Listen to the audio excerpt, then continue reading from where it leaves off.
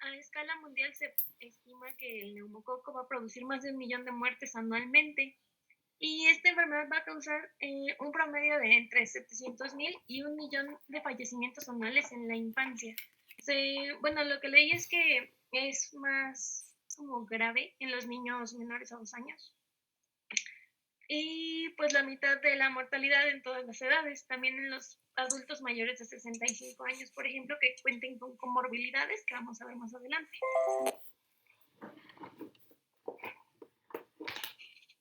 Respecto al Streptococcus pneumoniae, tenemos que, bueno, es una bacteria gram positiva, anaerobia, facultativa, es de forma ovalada y, bueno, se encuentra rodeada por una cápsula. Los estreptococos suelen agruparse formando cadenas de 2, que serían diplococos, o pueden ser también de más bacterias. Y se conocen alrededor de 90 serotipos, pero no, bueno, los que tienen mayor impacto clínico son los que se mencionan aquí, el 1, 3, 4, 5, 6, 7, 8, 9, 14, 19, 20 y 23.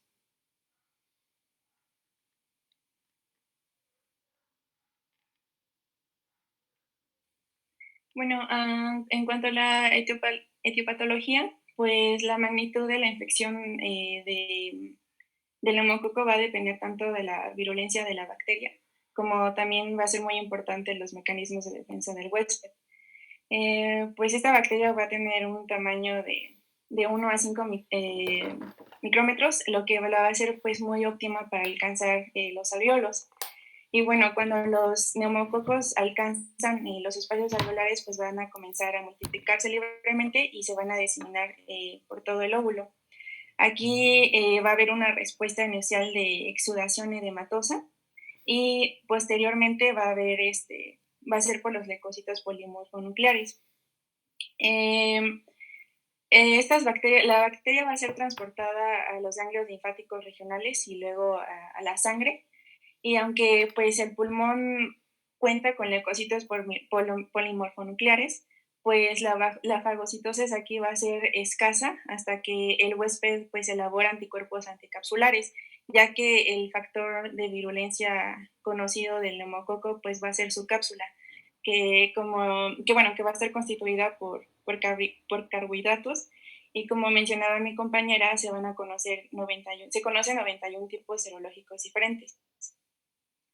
Y bueno, como ya sabemos, pues las barreras anatómicas y los péptidos antimicrobianos de las vías aéreas, pues van a constituir los elementos de defensa de los pulmones en el huésped sano. Más sin embargo, este inóculo bacteriano del neumococo va a estar constituido por organismos encapsulados que son más virulentos, y pues estos factores defensivos no siempre van a ser suficientes para evitar la infección bacteriana, y con ello pues va a haber más probabilidad de que los patógenos pues lleguen a zonas más distales del pulmón y haya una proliferación incontrolada.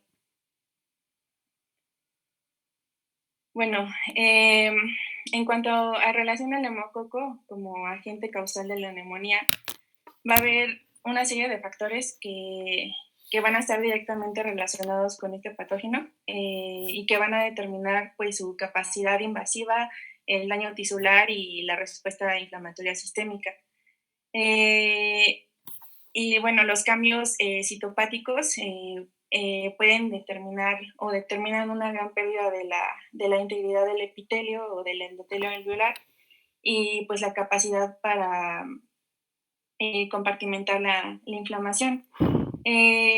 La cápsula de esta bacteria pues va a ser la estructura principal de la virulencia, y esta va a estar compuesta por polisacáridos cargados negativamente que van a rodear a la célula, y estos se van a mantener se mantienen unidos a la superficie de la bacteria. Y a pesar de que la cápsula pues no tiene ningún papel en los fenómenos en cuanto a adherencia, invasión o inflamación, sí va a ser esencial para la virulencia de la bacteria debido a su capacidad pues para bloquear el reconocimiento del neumococo por parte del hospedador, y de esta forma pues impidiendo su fagocitosis. Y bueno, el reconocimiento de la bacteria por los macrófagos celulares va a ser un proceso complejo y va a ser muy fundamental para el inicio, la expansión, el mantenimiento y la resolución a la respuesta defensiva del huésped frente a la infección pulmonar. Se va a producir la liberación de mediadores proinflamatorios del macrófago contra el neumococo. El factor de necrosis tumoral alfa, la interleucina 1 beta, la interleucina 6 y la interleucina, el interferón gamma e interleucina 10. Se va a producir un incremento de la permeabilidad vascular y pues la inflamación alveolar con la consecuente condensación va a presentarse en el óvulo o en el segmento pulmonar o en diversos focos alveolares.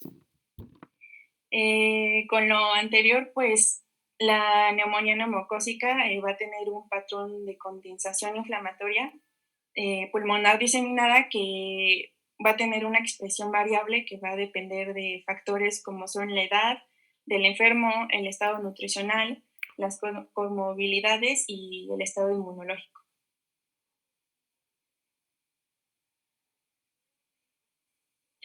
Bueno, respecto al cuadro clínico, depende de, bueno, diferentes cuadros clínicos dependiendo la edad, la extensión de la enfermedad y el agente patológico. Tenemos lo que es tos, fiebre mayor de 39 grados, quejido, aleteo nasal, taquipnea, disnea, uso de musculatura accesoria. También tenemos lo que es la apnea en niños menores de 2 meses, la expectoración en niños mayores de 2 años. En los adultos la expectoración puede ser hemoptoica. Y permítame.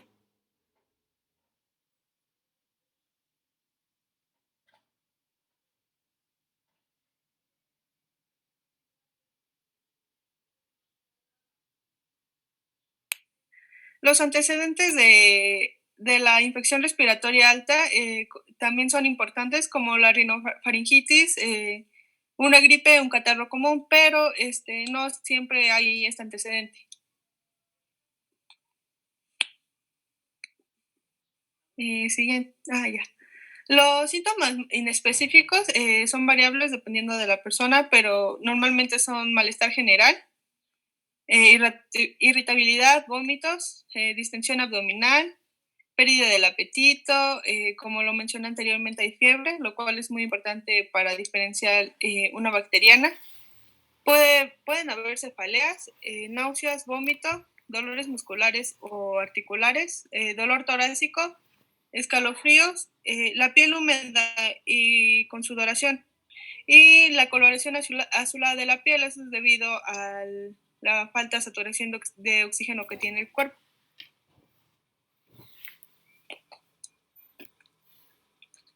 Bueno, en el examen físico siempre vamos a ver lo que es la retracción costal, la matidez a la percusión, la respiración paradójica, la disminución del murmullo vesicular. En la auscultación vamos a tener lo que son los extractores crepitantes y crepitantes, la broncofonía, y es muy importante cuando vamos a checar los signos vitales, revisar la frecuencia respiratoria, ya que vamos a ver qué tanto compromiso pulmonar tiene.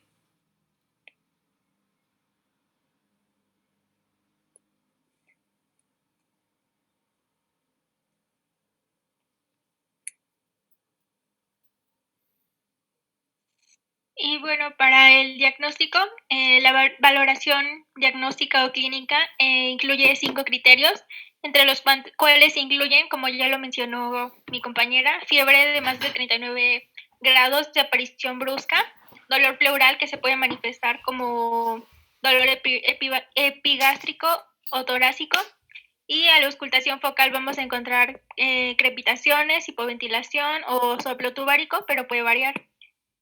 También otro criterio es leucocitosis de igual o más de 12,000 leucocitos por milímetro cúbico, con neutrofilia de igual o más del 50%, y en la radiografía de tórax podemos ver consolidación.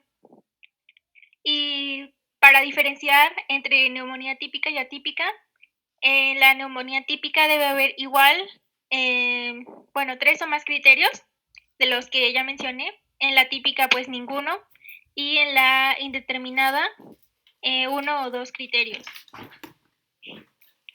Y en laboratorio, como ya lo mencioné en la otra diapositiva, pues leucocitosis de 12,000 o más leucocitos por milímetro cúbico con neutrofilia del más del 50%, valores elevados de PCR, y si encontramos leucopenia puede ser un signo de gravedad.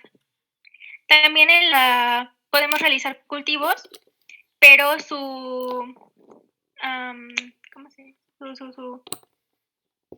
sensibilidad, puede variar.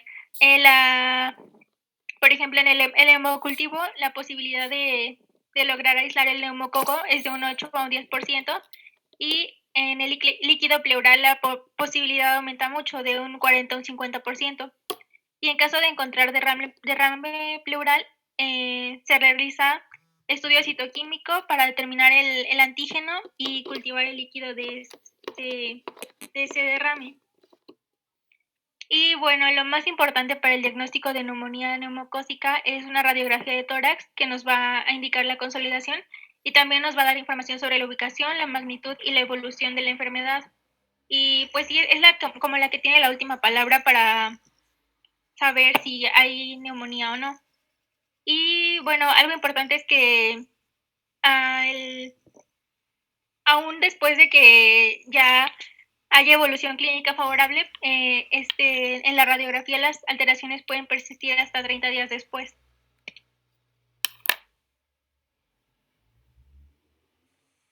Respecto al tratamiento, vamos a tener primero el control de la fiebre o el dolor. Esto se debe realizar cuando la temperatura esté mayor a 38.5.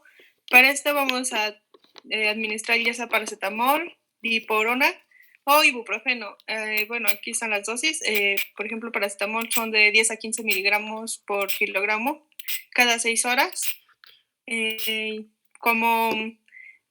La dipirona igual es de 10 a 15 por kilogramo. Estas son 4 veces al día. Ahí puse sus dosis. Y el ibuprofeno son de 5 a 10 igual por kilogramo cada 6. Y como dije, esto depende de la temperatura que presente el infante. Siguiente, veré. Ok. En el control de la tos, este es un mecanismo de defensa del sistema, entonces no deben de utilizarse antitusígenos si esta es una tos húmeda, pero en cambio si es tos seca y impide las tareas diarias o el sueño, se recomienda la codeína de 0.5 miligramos por kilo en dosis de cada 8 horas. En niños mayores también se pueden usar lo que son los gargarismos de solución salina al 9%. Ok, en caso de haber vómitos, se recomiendan las sales de hidratación oral, también la metoclopramida para evitar que sigan aumentando los vómitos, la difenhidronato también es recomendable para el control de los vómitos. En las diarreas igual sales de rehidratación oral, y en caso de que la neumonía sea muy grave e impida una correcta saturación de oxígeno, se recomienda lo que es la oxigenoterapia. Dependiendo de qué nivel sea la saturación de oxígeno, ese es el modo en que se dará. Es a partir de cuando reduce a menos de 94% la saturación es cuando se recomienda la oxigenoterapia. Ok, el tratamiento específico para lo que es la bacteria se recomienda que sea ambulatorio si no hay factores de riesgo, pero se recomienda que esté en casa y que tenga las medidas preventivas, que tengan un cuarto aislado, cosas así. Se comienza con penicilina cristalina y se da de 50,000 a 200,000 unidades. Es cada 6 horas o dependiendo de la extensión de la neumonía. Si hay fiebre o no hay mejoría clínica, esta se cambia a penicilina procaínica a 1,000,000 de unidades y esta se da por 7 a 10 días más. Al 7º día se tiene que reevaluar con clínica y radiología y checar si necesita cambiarse a lo que es las cefalosporinas de primera o segunda generación. También los pacientes alérgicos a la penicilina o que no toleran a la vía oral también deben de ser hospitalizados y como dije, se les cambia lo que son las cefalosporinas de primera o segunda generación.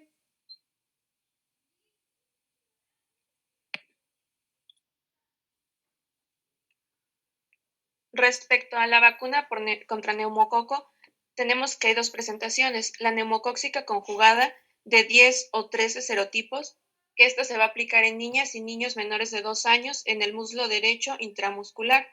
Y bueno, se indican aquí 3 dosis, a los 2, 4 y 12 meses de edad. También, la otra presentación es la neumocóxica polisacárida de 23 serotipos. Esta se va a aplicar a todas las personas mayores de 65 años o más en el brazo derecho intramuscular como dosis única, pero en individuos que no se han vacunado o que tengan factores de riesgo, se aplica otra dosis 5 años después del inicial. No se debe de aplicar en pacientes que presenten fiebre mayor de 38.5 grados, ante la presencia de reacciones graves a los componentes de la vacuna, en adultos mayores de 65 que han recibido una dosis de vacuna polisacárida en los últimos 5 años y en pacientes que serán sometidos a una terapia inmunosupresora.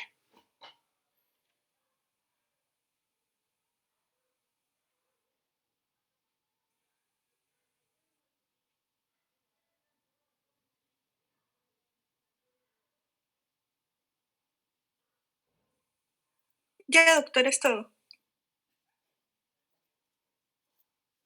¿Es todo?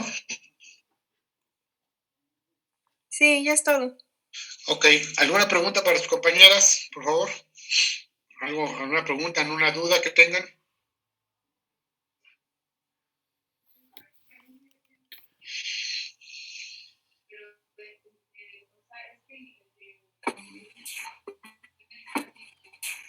¿Ninguna o ya se durmieron todos? Yo creo que están dormidos, ¿verdad? No, doctor, sí estamos pendientes. No, doctor, todo bien. Estamos, doctor. Estamos aquí. Yo nomás tengo una pregunta. La neumonía por neumococo es una neumonía típica, por lo cual tenemos 4 fases de la neumonía. ¿Me pueden decir cuáles son?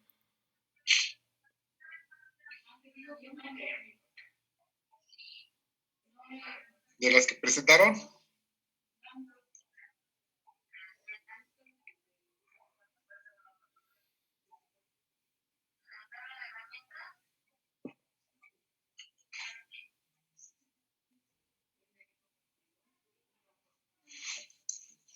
¿No las leyeron? Bueno, ok. Bueno, esto es básicamente en neumonías en niños. Ok, esto lo van a ver nuevamente en pediatría.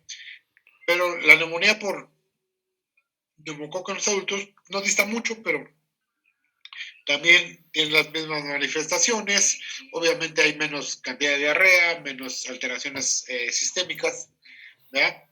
Y pues el tratamiento va a ser diferente, ¿sí? ¿Por qué? Porque aquí ya va a ser, difícilmente podemos encontrar tiraje intercostal, a menos de que sea muy severa la neumonía y que eso sí, ¿cómo se llama? La veamos que está un poquito más severa, que tenga insuficiencia respiratoria. Pero el cuadro clínico, ¿me lo puedes pasar, por favor?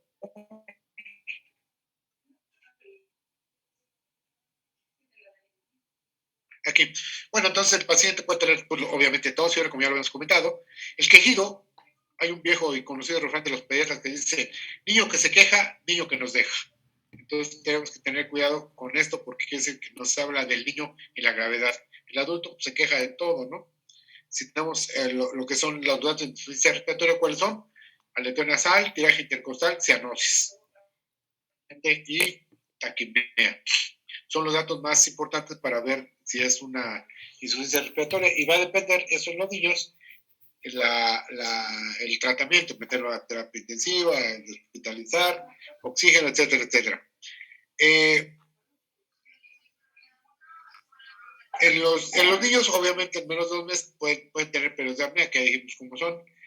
Generalmente los niños tienen un poquito más tendencia a la expectoración hemoptóica, pero en los adultos lo que sucede es una expectoración herrumbrosa, así como color de óxido de los fierros que se oxidan. Entonces es más o menos ese tipo, la neumonía por neumococo. La que sigue, obviamente hay ataque al estado general, hay irritabilidad, ¿verdad? Obviamente pérdida de apetito, escalofríos, ¿verdad? Y cianosis, ¿verdad? Puede presentar dependiendo de la gravedad. La que sigue, por favor. ¿Qué es lo que vamos a encontrar? Bueno, puede ser un síndrome de condensación, dependiendo aquí en la imagen que tenemos, es una neumonía bastante severa, y si alcanzan a ver, hay algo de broncograma aéreo, son rayitas negras que se ve ahí dentro de la opacidad, entonces ahí vemos que es una neumonía lobar o neumonía por neumococo, alveolar o lobar. Entonces, esto nos habla, ¿por qué? Porque se va llenando de secreción alrededor del alveolo y del bronquio, entonces nos va dejando un pequeño orificio para que pase el aire. No se tapa porque si no se presentaría como una telectasia, pero no hay paso del aire, por eso en el broncograma aéreo se condensa un poquito más el bronquio y el alveolo y por eso nos da una opacidad así tipo una opacidad que se ve blanca en la radiografía, ¿verdad? Entonces, ahí, pues obviamente, integramos un síndrome de condensación con broncofonía y podemos tener pectoriloquio. La retracción costal dependiendo de la intensidad de la insuficiencia respiratoria. La respiración paradójica de los niños es muy común, ¿verdad? Tiene una respiración muy inestable. ¿Verdad? Obviamente vamos a encontrar un aumento del murmullo vesicular y estertores, ¿verdad? Que los podemos detectar si se frotan el cabello en la oreja. Entonces, esos son los estertores. Doctor, perdón. Tengo una duda. Es que usted acaba de comentar que vamos a tener un aumento del murmullo vesicular y en la diapositiva dice disminución. ¿Es aumento o disminución? Es de aumento, Chaparrita. ¿Por qué? Porque hay una mayor fricción por estar más cerrado la luz del bronquiolo.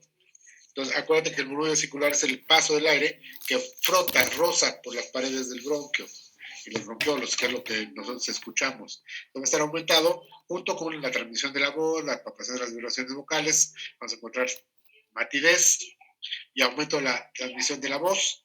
Y además vamos a encontrar estertores, que es la presencia de líquido que se moviliza con el aire que entra al alveolo, porque no está tapado.